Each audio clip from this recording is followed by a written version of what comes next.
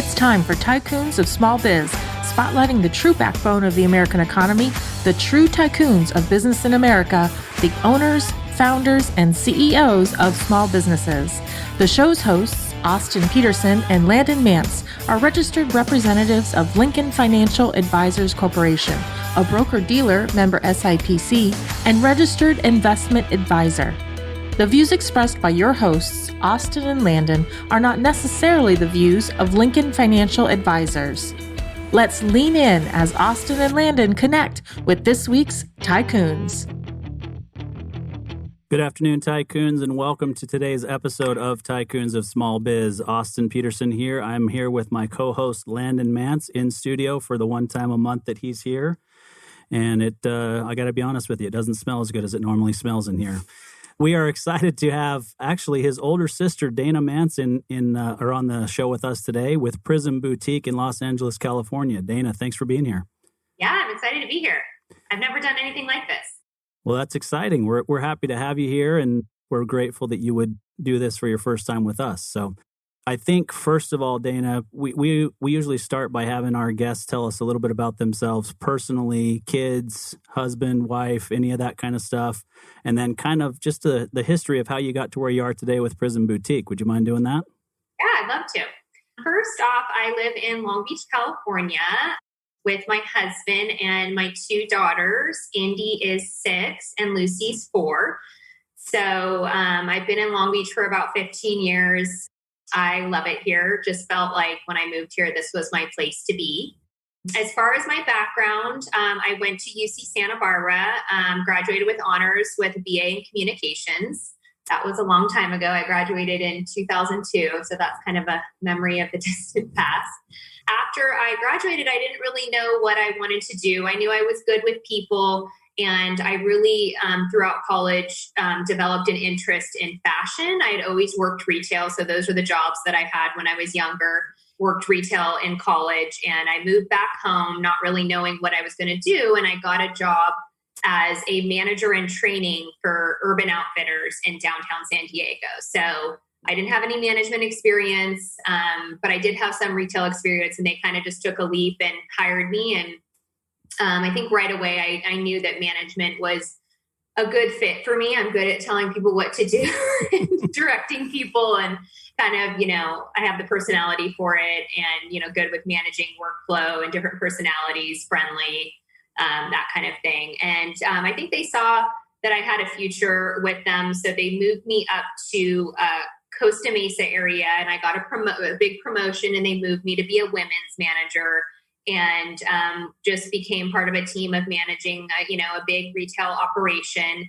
And then I decided, okay, if I'm going to do retail, and this is where I don't see myself going anywhere else, I really want to be with Urban Outfitters' sister, which is Anthropologie.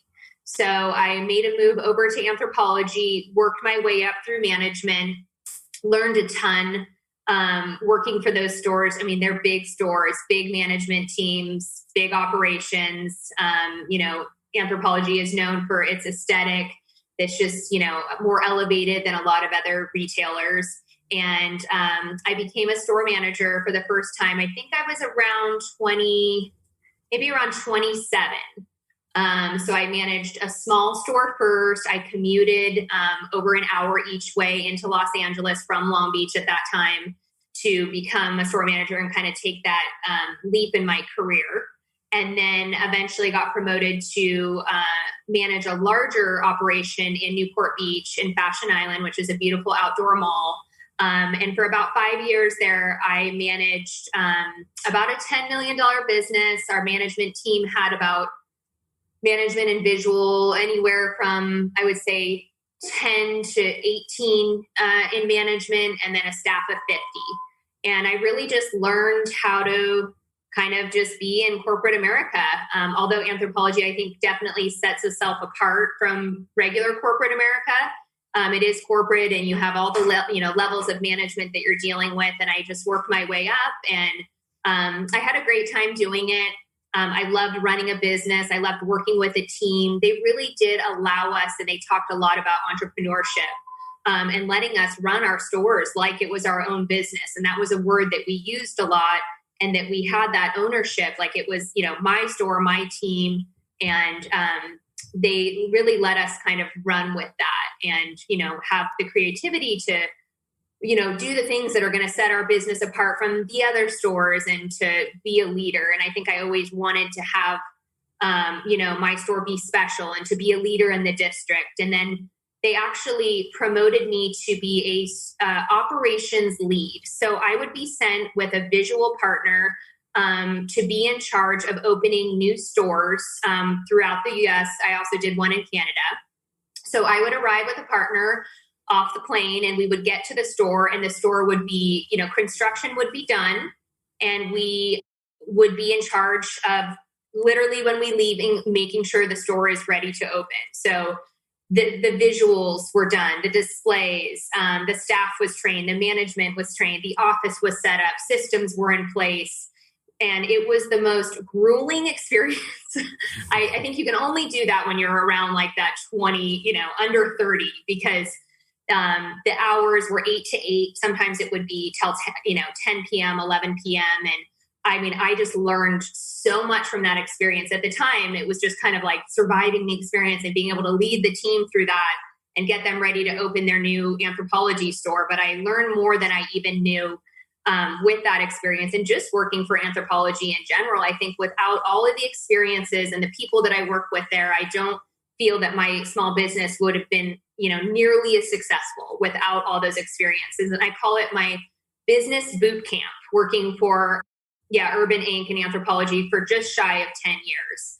And I didn't know, what I was going to go and do later. I was just more, in the moment and, rising the corporate ladder and being in charge of these teams and these stores. And it was really fulfilling. But I hit a point where I was like, had like the corporate burnout, and I had always wanted to have my own store.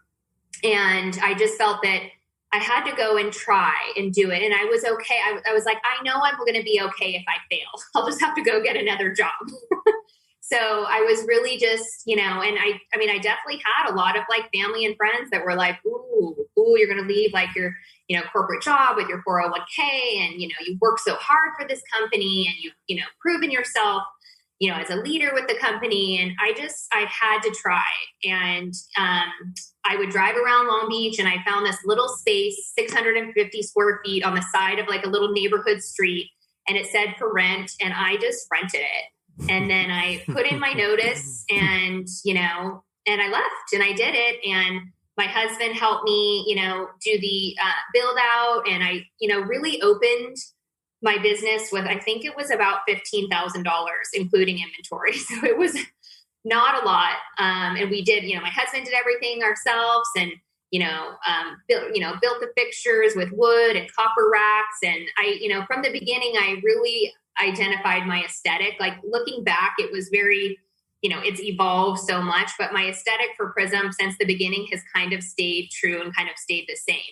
So I had never been a buyer. So I was in management. I had never been a buyer, and I didn't even know how to go and buy the clothes and how much to buy or anything. And I found out what building to go to in Los Angeles, and I walked in. I knew it was market week, and I said, I'm here. I'm opening a store. I don't know what to do. How do I buy these clothes? I was a natural, thank goodness. All the years of just retail and shopping and knowing what people want and knowing what's going to sell and understanding your customer and just being immersed in, that paid off immediately. And I made my first buys for the store, and my mom helped me hand tag everything. And from the beginning, I had a friend who did marketing and websites. And I said, okay, I want to have a blog. And then I was like, no, actually, I'm opening a store. And she's like, okay, well, I'll do your website, and you need to have a huge grand opening. So she helped me from the beginning. Everything was planned out, grand openings this day. We're going to tease it this day, and flyers. And so we had a really big grand opening. I would say honestly, 75% of the people I knew came to just come and see if I could do it and just showed up. And it was, an unreal night. It's just one of almost like your wedding where you're like, whoa, this is all happening. And all these people are here to support me. And, having worked with so many women in anthropology, they all love to shop. They all loved my style and they wanted to come see what I was going to have in my store. And the first night, it just was a success from the start. And I literally sold out of I didn't have that much inventory. And it was I probably sold let's say 70% of my inventory. And the next day I was like, oh my gosh, I have to open. I need to go buy more stuff. It's empty in here. And from that, I just, I worked in the store every day. And then I had a girl who worked for me for anthropology. And I said, can you come on your days off so I can go up to Los Angeles and buy more clothes? And she said, yes. And then she started coming every Tuesday, Wednesday, and I would work all the other days by myself in the store, would bring my little dog with me. And I look back on that as just such an amazing time. And I got to connect with every single customer that came in the door and really build Prism. And we just had a really good response from the start. Right when I opened Prism is when Instagram really kind of took off. So we opened in 2013. We just celebrated our 7-year anniversary. And, not everybody was selling on Instagram and Facebook back then. It was you had just kind of come out, and people would put pictures of their personal lives, but it wasn't a business tool at all. And immediately I just started taking photos of the cute clothes, an outfit laid on the floor, and girls were like, oh, how do I get that? We had a website, but it was not an online store. And it just immediately from the start, girls wanted to wear the Prism clothing. And it just had a really great response from the start. And people would come from afar because they would see it on Instagram. And at this point, we didn't have a very large following, but we were just growing rapidly. And I had one friend who had been my partner in anthropology. Her Instagram is Ask Scott Friday. And a lot of girls wanted to kind of be like her. And she would post about Prism and put on Prism outfits. And she just did it to help me out because we were friends. And it just kind of snowballed into this thing. We're okay, we're going to post the outfit and then people are going to buy it. And they would call on the phone or they would, message me their credit card numbers and I would ring it up. And then every night I would go home with my little bundle of purchases that were going to be mailed out. And I would do my homework on the floor in my living room and I would mail out the packages because I didn't have time to do it at the store during the day because people are coming in. And then, we just, I would hire, one employee and then one more employee. And then on the 1-year anniversary of Prism, I had a baby, so Indy. So I had 2 or 3 employees at that point, and they were manning the shop. And I would walk down with a stroller, and I would sit in the store with the baby. And we just grew. And I think after about close to 2 years, we doubled the size of the boutique. We knocked down the walls, and we became a larger boutique. Again, our social media following was going and backtracking a little. We launched our website about 6 months after the store opened, and it didn't have good photos and it didn't have that many products. But we had this demand, when are you going to have an online store? When am I going to be able to shop all these styles online? And, my background is brick and mortar, the customer experience, the store experience, making it beautiful, making the service, making an experience. And that's still my true passion. And I didn't know, I'm not tech savvy at all. And my friend Linda, who did the website and helped plan the grand opening, she helped me do the website, and we crunched and stayed up all night getting it ready to launch on the day that we had the launch. And then that day we had one sale and we had accidentally priced the ring as $0. We had to contact the customer and be like, sorry, actually it's $50 or whatever it was. And, I just thought, oh, this is just going to, all these girls, they want it, they want the stuff. And then that day we launched and we didn't sell anything. And that was kind of the start of building an online store. Even if you have the following and you have this demand, doesn't mean that you're, this business is going to blossom. And, over the years, we just kept working on the online store and building it and, doing photo shoots and listing the product and doing all the labor. It's a lot of work to run an online store, especially when you're running a boutique. So yes, I think you asked me to talk about myself, and now I'm just on a tangent. That's how it all started. And we were just this little boutique, and we got this little online store, up and running. And that's kind of how Prism kind of took off at the beginning. Do you remember having a conversation with me? This was probably right before you actually opened the doors. I was talking to Austin about it before the show, and I don't recall the exact numbers that you used, but you said something to the effect of, if I can just sell $100,000 worth of stuff in my first year, like that'll, keep us, keep us afloat and keep us going. I think we can build off of that. And then I remember, I think, let's just say that your store did that in maybe 1/12 the time that you that you thought it was. So yeah, our initial goals were very off. I mean, I knew I was on a side street, and I knew it was going to be, you have to build your business and all of that. And I think I was like projecting to do like $300 a day.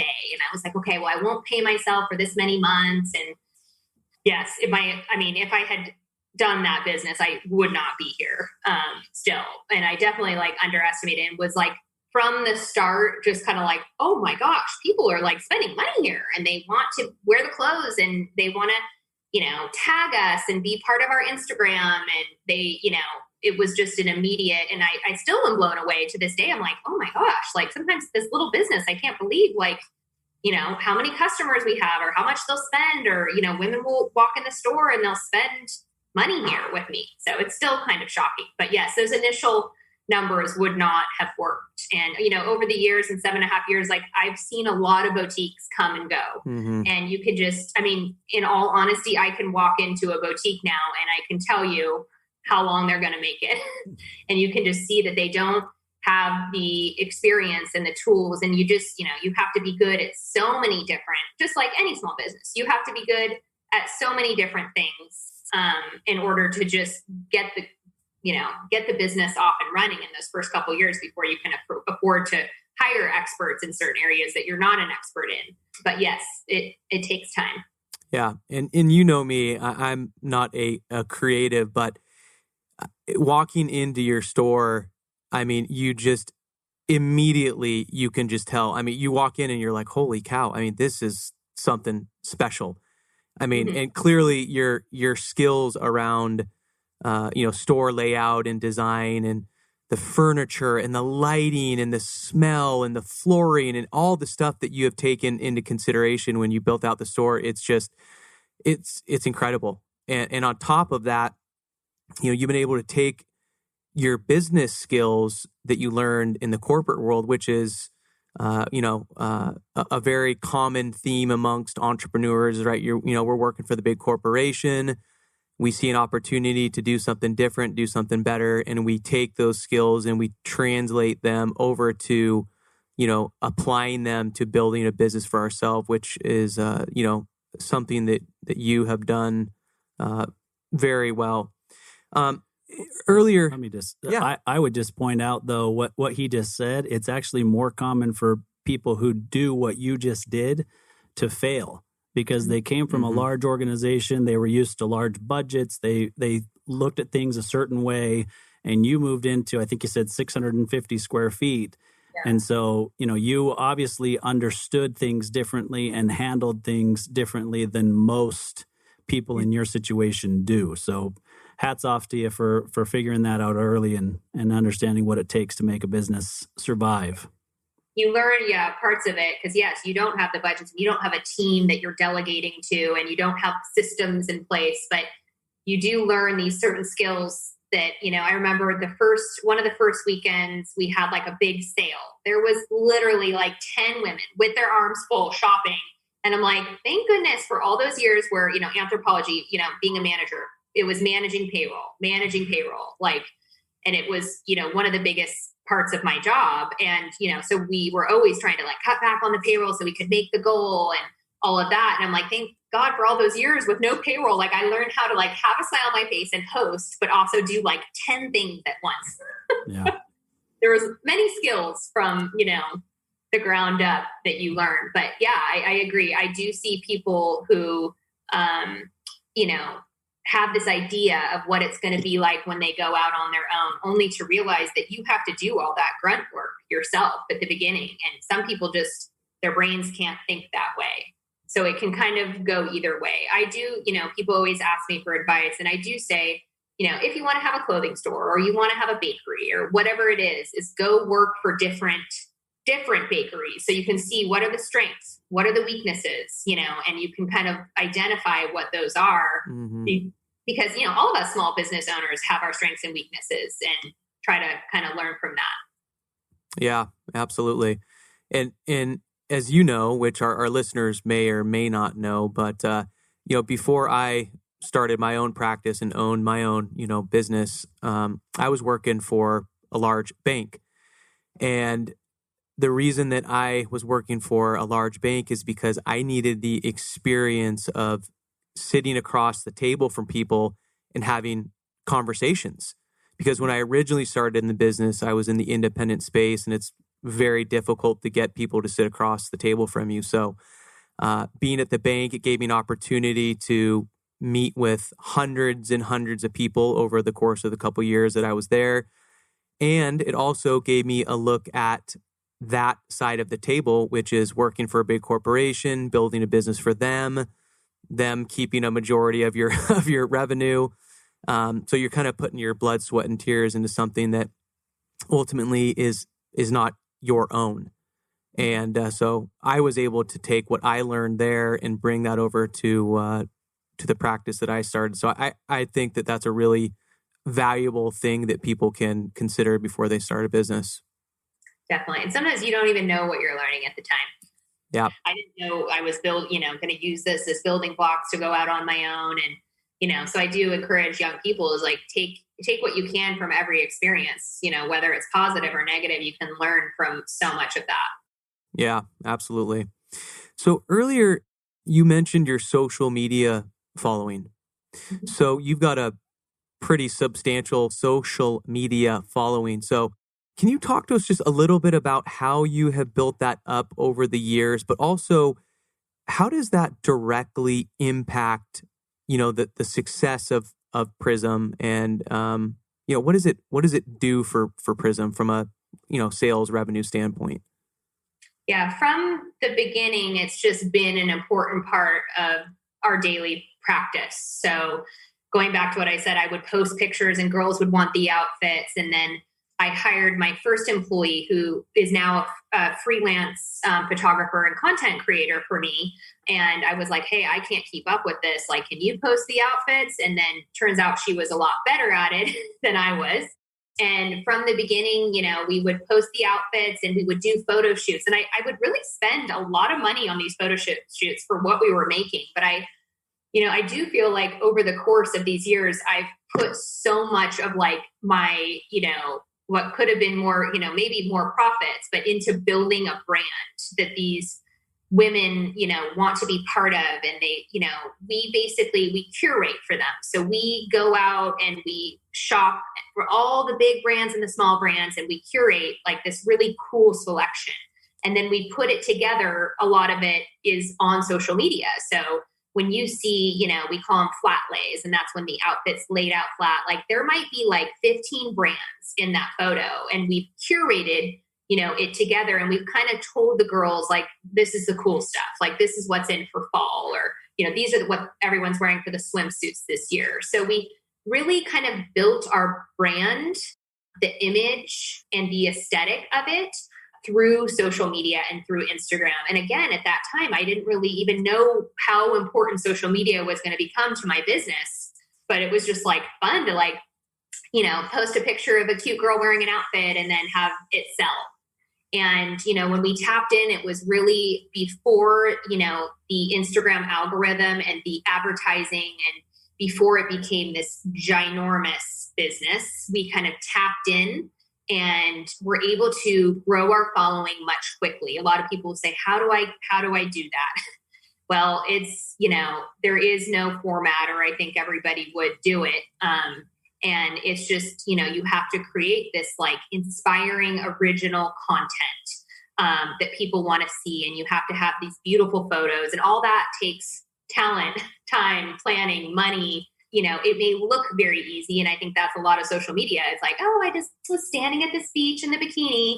No, there's a full photo shoot around that with, wardrobe, hair and makeup, and, all the things. And that's what social media a lot of times looks so easy, but any large company, and even us, like we have a whole team around that now. We didn't at the beginning, and for several years it was just me and the one employee just doing it all, and we didn't really like have a plan. Like now we have a marketing calendar, and the social media correlates with the emails going out and new collection launches, and now it's very planned, which I think definitely helps. But at the time, when we were building, it was very organic. And I think people actually like that too.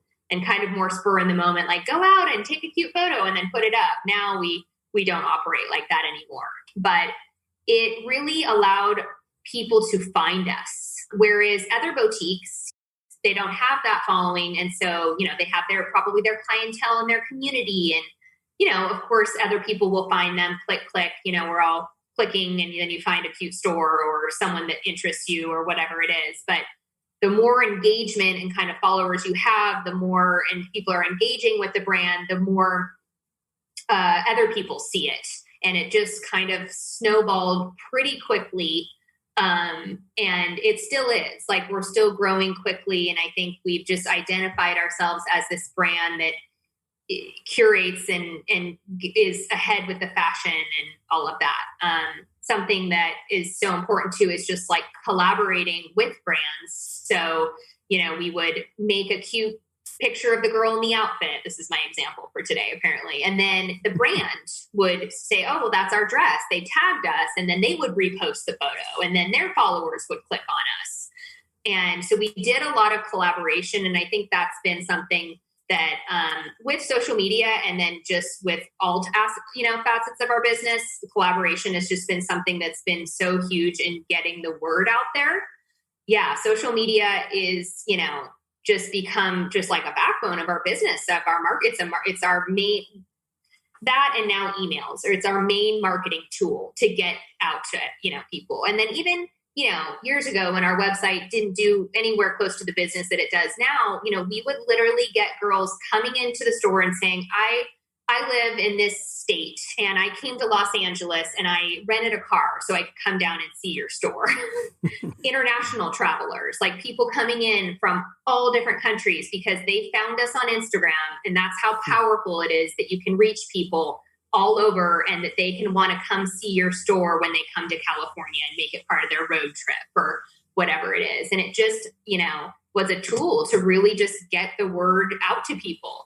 But I will say, even if you have 100,000 followers, that does not mean you have 100,000 customers. So, of course, we're trying to always get people, now that it's become over the last few years, like such a tool, such a marketing tool, and you can click on the outfit and buy it. It's become an even more important part of our business. And it is like a marketing tool, but it also too, really, I feel like a lot of like the community that we've created around Prism, like kind of lives on social media. And, one of the things that we're very passionate about is working with like small brands and artists and vendors. So we will, we will shout them out on Instagram and, do photos of their ceramics, let's say, and we'll tag them. And then, they'll tag us and they'll get their followers to look at us. And we are known to kind of be like a leader in that. And I think it's created like this kind of like inclusive brand, family around Prism. And a lot of that just with Instagram just made it kind of spread like wildfire in a way. So we could reach so many people. And I feel like we've helped build a lot of like smaller brands and artists, and like one woman shows, she makes ceramics or she makes, whatever it is. We've been able to kind of help them grow, which I feel really just comes back and helps us grow, if that makes sense. And we've grown with a lot of these brands that we've carried for many years and collaborated with them and worked with them. And, something that was very important, this is getting off the topic of social media, but was, doing events was a huge part of, Prism's culture. And we would promote those on social media, and we would have these, all types of events in the store, outside of the store, And then we would put it all on social media, and then, other people from far away, oh, I wish I could be there. And they're following along and they're meeting the vendors that make all the goods that we sell at Prism. And it's just been able to make the reach of our community so much larger. Yeah, it's such an incredible tool for us. So it's a big part of our day-to-day still. In the last year and a half, I now have a social media coordinator, so I don't have to do the posts anymore. I don't know how I did that, but now I have a marketing team, and it's much more cohesive, and more beautiful photos, and we're able to really elevate that. And it's just been a huge tool in helping with our growth. Yeah, so I want to ask you a little bit about hiring a marketing coordinator, how long you waited, how you turned your followers and community into a customer base. But let's first take a quick break to hear a message from our sponsor, and we'll come back and talk about that. Whether you're an established local company or a brand new startup, you can count on GBS to be part of your family. We're not just any benefits consulting firm, we're GBS. We have nearly 30 years of experience in group benefits, a strong sense of purpose, and it shows. GBS, believe in something better. gbsbenefits.com. All right, welcome back, Tycoons. We are here with Dayna Mance with Prism Boutique in Long Beach, California. Almost said Los Angeles. It's part of Los Angeles, but so we're talking a little bit about social media and building that community and having a customer base, and then you've got to translate that into sales, right? So I want to hit on that real quick, but one thing that you just really kind of intrigued me with is, you've been open 7.5 years and you just now hired a social media coordinator. And I think a lot of businesses hire social media coordinators way too early, way earlier than they need. And it's an expense that they can't really afford, to be honest with you, and can eventually lead to failure if they're just wrong about it. So give us some feedback on why you chose to wait and how you made the selection, I guess, of who you hired at this point. Yeah, so we hired one about between a year and a half ago. And for having a large following and doing it ourselves, at that point, it just kind of wasn't working anymore. Our engagement was kind of down, and it was just time to really take that leap.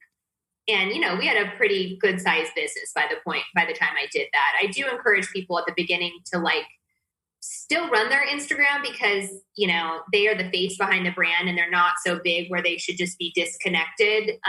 You can, there's a lot of young people who are doing social media, and you can hire someone freelance, for probably not too large of a fee, that does it very part-time. So that's always an option too. But we just got to the point where we just needed everything to flow, and we needed a marketing calendar, and we needed a team. It was just with, the woman who does, my website and my emails, who has the marketing background, she just hit the point where she's like, we need more help. It's not working. And it was kind of during the time where Instagram algorithm was, you really had to kind of learn how to get your engagement up or pay to play with the advertising. And I would like to touch on that later, advertising with social media, because that's been a huge game changer for Prism.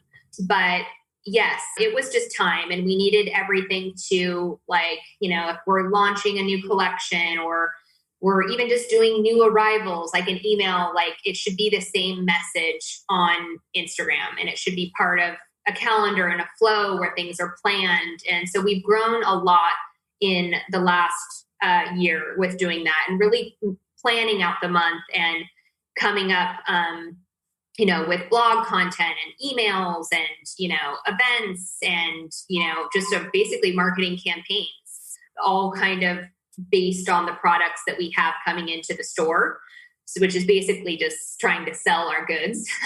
Yeah. So yeah, Instagram has definitely just been a very important tool. And, now they have the buy button where people can click on it and it takes you to the product and you can buy it right there, or you can click through to the website. So it's basically a tool to get people onto the website. Then there's a whole nother job with the website, and that is making sure it functions properly and it's, organized and it's a really good website, or else you're going to lose people really fast. So it's basically, between Instagram and emailers, which are another very important part of our marketing, that is the way to get people onto the website. And then our goal from that is to get them to convert, because not everyone that goes to the website is buying something. We all know how much we go and look and we don't buy anything.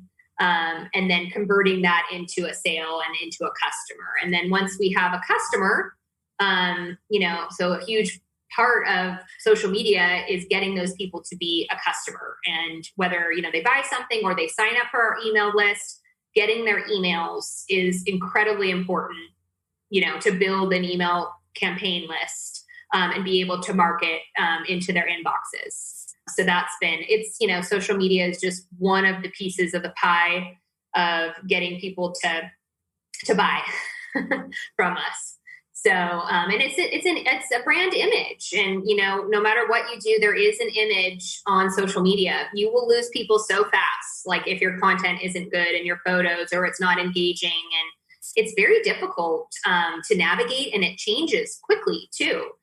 Just for example, this week, Instagram launched something new called Reels, and I feel like I'm just getting old. I'm like, oh my gosh, it's all changing so fast. Good for me. And I do have a team that does this for me now, so I'm a little more on the outside of it. I'm like, it changes so quickly. 2 years ago, we didn't even have Instagram stories. We would just post a photo and sell from that. And then stories jumped in, and then we're selling from stories, and we're linking to products there. And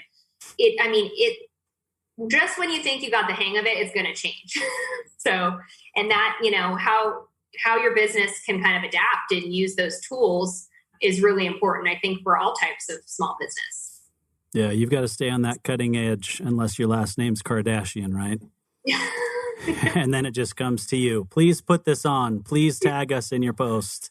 Oh my gosh. And we'll pay you $10 million. Yeah, and that's a whole nother, part of social media is working with influencers. I mean, it's a huge, we now have a PR girl, and she, gets us in publications, and she does, influencer outreach. And I can't speak for all industries, but for fashion, I can say that influencers are an important part of the fashion industry. And that wasn't even probably a job 5 years ago or 10 years ago. Like that didn't even exist. Yeah. And now it's a real job. Yeah. There's so many intricacies. And, I got to the point with my business that I wasn't the expert anymore. And it was time to hire experts and hire a team to do it. I just couldn't do it anymore, nor did I have the skill set. So it was time to kind of let go and let a team where this is what their expertise are in, social media and marketing, and let them kind of take the reins with that. I still lead the ship, and, I control the product coming in, which essentially leads to the marketing. So I'm kind of at the head of the ship, but then I have the marketing team now that makes it all happen. Yeah. Well, I'll tell you what, with the face like your brother has, if you dressed him, because we know he doesn't have any fashion sense of his own, if you dressed him, he could be an influencer for you. I think he could. Yes. He did not get the fashion gene. He's just a regular dude. Yeah. C net, kickball in net. That's about the extent of what I can do. Yeah, it's a very specific industry, but I will say it's a lot of fun. Yeah, I want to mention something real quick. Sorry, Austin, if I'm cutting you off, but no, you're not. I think that your story is just so cool and unique that I really think that it's inspiration for people out there that are thinking about starting a business or have maybe recently started a business and are struggling to get things off the ground. And I think your story is just a testament to, entrepreneurs that are essentially starting with nothing. You got, you said $10,000-$15,000, a 600 square foot, retail location. And now you've got, what's the square footage now of Prism Long Beach? So we have 3 spaces. It feels like one space when you come in. And then more recently, we brought on about 1,500 square feet office and workplace and kind of shipment processing, like a fulfillment center and, just workspace. We brought that on a few months ago. So I finally have my own office after all these years. Yeah. So in business, we hear about the iceberg analogy, which some people know, some people may not, but you only see the tip of the iceberg, which people see you now as you are today, and you are a successful businesswoman and an entrepreneur who has not only survived but thrived in an industry that is very, very difficult to do what you have done. So I just think it's just really cool that your story is real. And for people that are listening, know that, if you're thinking about starting a business or you started your business, it's okay that, you might be struggling, your sales might be really low, but, sticking it out, having that grit, eventually, you can build a business. Anybody can build a business to a point where, you've got the social media team, the marketing team, different layers of management. So I just want to mention that because I just think it's really good inspiration for people that are either thinking about starting a business or you have recently started one to know that you can really, start from nothing and build a business into something that's really, really cool and unique. Yeah. And I think for that, is finding what you're passionate about, because you have to work at it every single day. And one thing that is, may set me apart from others is I don't waver with my level of motivation. I am so focused on this business, the same amount of focus that I have today is what I had on day one. And that for a lot of people is very difficult because there is so many discouraging things that can happen. And believe me, I have been through many of those. And grit was a really good word. You have to have something inside of yourself that's just incredibly motivated no matter what happens. And just, you have to be willing to really get your feet, your hands dirty, feet dirty, and you got to just get dirty with it and, get through the hard times. And, obviously, this year has been such an unusual year, and, Prism is no exception. We've been through a ton with COVID. Just from the start when they're you have to shut your 2 boutiques, when I just opened a third in Los Angeles and I worked really hard on this pop-up shop. And, if you open a pop-up shop, you're opening another business. You do all the same things, but it's a temporary shop. And I had just opened it, and I was really focused on growing my brick and mortar business in Southern California. It was oh, you got to shut down. And I was just I could not, it was trying to tell a small business owner to stop when all we do is just keep barreling forward every single day, month, year. It was very abrupt, and Prism definitely has gone through a lot this year. But I will say that I feel everything is kind of coming out positive from it, which if you had told me that during certain months in March and April and May, I would have not believed you.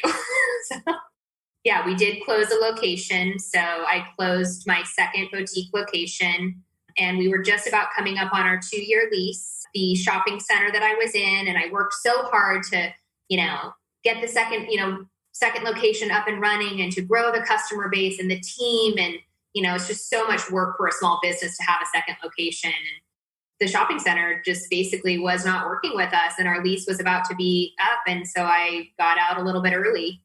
It was hard, but I just knew. I was I just got to get out of here. My gut just told me. I think I've always just followed my business gut. And, people were oh, I'm so sorry. And, just so kind. But I was I'm fine. It's I'm just ready to close that chapter. And with doing that, and with our Long Beach store being closed for 3 months, we were able to really focus on our online business in a way that we've never been able to focus on it before. And we've been able to put all of our energy into that. And I feel all those years of building an online business, all the work kind of just paid off. And we were able to just build upon this base that we had built and worked at for so many years, and just give it our all. And it's just blossomed tremendously in the last few months. And I feel if I was still trying to run 3 stores, I would not be able to focus on that. And now I'm just happy to be more simple and not have that second and that third location, and have one location that, we have such a loyal customer base, and then we can really focus on our online business. And of course, I always knew, that was where it was at, but my passion was the store experience and creating these beautiful stores for women to come in and ooh and ah and shop and have this experience, and doing all these amazing events and pouring so much heart and soul into these events to bring people in and bring the community together. And obviously with COVID, that's not even on the table anymore. So we've had to adapt our business so much. And I learned with a small team that we can be so nimble and adapt so quickly, where I could see other large retailers or large companies. I mean, it's so difficult for them to make changes and make them quickly. And we were able to do that. And, it was immediately like, focus on the online. That's all we got to pay our bills. And we have this inventory here, and we had no idea this was coming. And we just put it all into that. And it's just been like explosive in the last 4 to 5 months. So it's been a lot of fun. We've had a lot of growing pains, definitely. But I feel like we're in such a better place now than we were before COVID. And I'm happy to simplify and be focusing online. And so I would say we're in a positive place compared to where we were. But it's been a hard road. Yeah. Well, I think COVID's been tough on almost everybody, right? I mean, some companies didn't even really skip a beat because they were able to pivot so quickly, or they were already doing something that, made sense in the midst of a pandemic. And so it all, kind of worked out for them. But, a guest that we had on a few months ago uses this terminology when you're making decisions inside of your business, that you're always looking at each aspect and saying, do I persevere? Do I pivot? Or do I perish? Right? And the pivot and the perish is really hard to do for a lot of business owners. And a lot of business owners will persevere way too long down a road, right?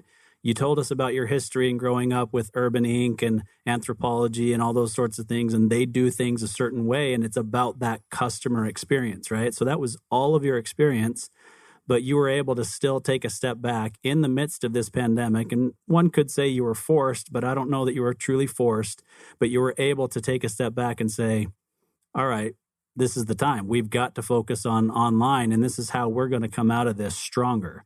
Now, will you ever shut down the boutique? I think you probably won't, right? I mean, you'll go right back to doing the pop-up shops, and you'll do the events at the store and those sorts of things. But it's giving you an opportunity to really capitalize on what's out there from an online standpoint. And that's awesome to see.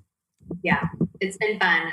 We've learned a lot, and I'm just trying to create that experience for people online, and that's like through the website and the social media. And I still feel like people can get that Prism experience through, the online experience. And it's just so amazing how many more people we can reach. And when you focus on something, really focus on like an aspect of your business that can bring you so much more revenue, what can happen? So I was like, I should have done this, years ago, but I just didn't have the capacity. And I was just in a different, phase of the business and focused elsewhere. So it's been really eye-opening, and, it is also a different business, and having a much larger online store, and all the moving parts of making that happen is just so different from like a retail experience. So, I have a great team, and I think that's something that, you can't do this without really good people working for you that are willing to kind of help you bring your vision to life and help you pivot and make all the moving parts happen. They've been a huge part of that. So you've been able to, we keep using the word pivot. So you've been able to successfully pivot to where you're doing a majority of your business online right now. So with that being said, what does the future look like for Prism? Do you move into this model of 100% online, or do you not? Do you continue with the brick and mortars? Kind of talk to us for a minute. What does it look like for Prism here in the next 12, 24, 36 months? Well, I think now, before Prism was a boutique with an online store. Now we are an online store with a boutique. I'm still not willing to give up my brick and mortar experience and our little boutique for, it cannot do the volume that an online business can, that we can access people all over the country and internationally, but it does a good little portion. We have a really good community that we've built of customers over the years. So we will still operate that with all of our COVID restrictions, which have become the new normal. But the next year is growing this online business. And the way, one of the main parts of my job is I buy the inventory. I select the inventory and then we sell it. I do have an assistant that helps me, but I kind of lead the way. And the way that I've had to change how I buy for this larger business is, it's happened very quickly where I'm, let's say I used to buy 12 to 18 of a dress. Now I need to buy 50, or do I take a risk and and buy more and more? And so we're growing our inventory and kind of realizing what we can do. And it's just going to be about growing this business online. And going back, I touched on, events being such a big part of Prism's identity, is that we're now doing pop-ups online. And I haven't seen a ton of people doing that yet.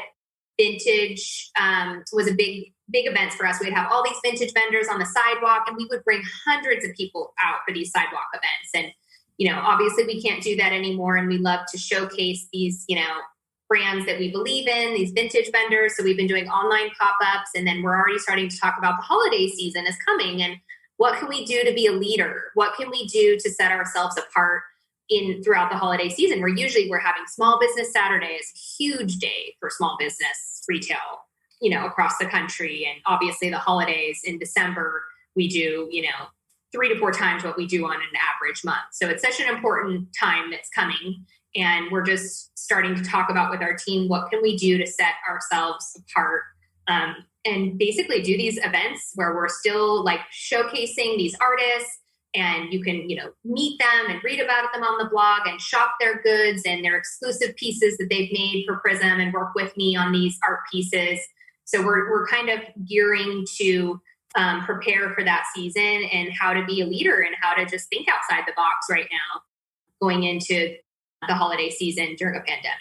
Yeah, so we're putting a lot of thought and planning into that. I think that's really cool. The online pop-up shop. I don't know. I mean, not that I'm a retail expert by any stretch, but I don't think I've ever heard that term even before. But I'm, as you're describing that, I'm starting to think to myself how that would look, and, how you advertise for that and how you pull it off. And I think it could be a really cool experience still, right? I mean, Landon and I have done more Zoom meetings in the last 6 months than we've done in our entire lives, right? And, I've onboarded brand new clients from start to finish that I've never met face to face. And that's a first for me in a 20-year career. So we've all had to pivot and figure out other ways to still be successful. So I think that you're obviously a very smart person, that you understand your customer base, you understand what it is that you're trying to build. And like you said, 7.5 years in, and you've still got the same passion that you had on day one. And so if I had to say, Dayna, what's the number one thing that you love most about your job, what would you tell me? Well, I got into it because I just love to shop. But there's so many things that I love. I guess my biggest love would be just being the curator. So selecting the products and making this assortment and just making it something that people just kind of can't resist. We've brought on a lot of other categories. So we're primarily like a women's clothing store, but we sell shoes, hats, accessories, all the home good categories and gifts, and curating that and picking each item and finding like this little brand that I'll find on Instagram, and I'll, they have the most unique candles and they're out of Brooklyn, New York, and I'm going to contact them and I'm going to bring their candles into the store, and then I'm going to share it with my customers. I think it's like the curation, and then being able to kind of like, add that to our assortment and our collection, and, just making it where, women go onto the website and they're just like, oh my gosh, I want everything. Like everything is so beautiful, like from the home goods to the clothes and the shoes and the sunglasses and all that. So I think, buying the goods and then being able to turn around and share them and sell them, that's probably my favorite. There's a lot of things that I love about it though. Well, we are bumping up on time here, but I think Austin will agree with me when I say that, you are a true tycoon, a small business owner that, who's sounds like, really part of your mission is to support and help grow other small businesses that were, once maybe in a spot that you were in. So, our hats off to you. You are a true tycoon, and we certainly learned a lot. I'm sure that our listeners got a lot out of this. A lot of, verbal gold, we got from you. So thank you so much for joining us. Really enjoyed it. And I love you. You guys had a lot of fun. And I would say you're clearly the smarter and better looking member of the family. Yeah, absolutely. I'm not good. I don't have the financial, the experience that Jake or Landon has, so he's got more of like that. So I just need him to come be like a full-time really take this business to the next level. So we'll see. Yeah. Just keep me behind closed doors though. Okay. You don't want to expose me to your people. Yes. We'll just be a makeover. It'll be fine. Well, thanks again. Yeah. Why don't you hit us real quick with your website and Instagram handle so that our listeners know how to find you? Yeah. Okay. So our online shop is prismboutique.com and our Instagram handle is @prismboutique. So we're pretty easy to find, and definitely go check out the website and the Instagram. Got some really beautiful stuff. So everyone needs to be shopping for their wives if they're not a lady. Well, yeah, no, my wife's birthday is coming up, so I will definitely check it out. Awesome. Thanks for having me. Yeah, thanks so much for being here. We appreciate it.